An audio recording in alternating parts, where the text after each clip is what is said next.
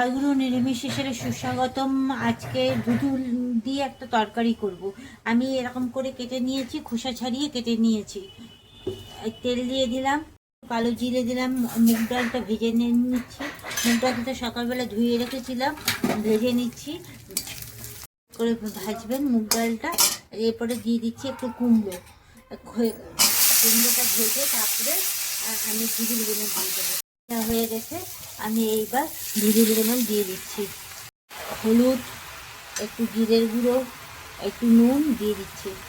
এখন ডালগুলো কীরকম ফেটে ফেটে ফেটে ফেটে গেছে, কুমড়োটা মিশে গেছে। আমি কয়েকটা লঙ্কা দিয়ে দিলাম। হ্যাঁ, মিষ্টি মিষ্টি তরকারিটা ভালো লাগে, নিরামিষ তরকারি তো মিষ্টি দিচ্ছি। আমার দিয়ে নেড়ে দেবেন, আর একটু নামানোর আগে একটু তেল ছড়িয়ে দেবেন। আমার তরকারিটা দুধুল রান্না হয়ে গেছে। টাটা, বাই বাই, নেক্সট ভিডিওতে দেখা হবে।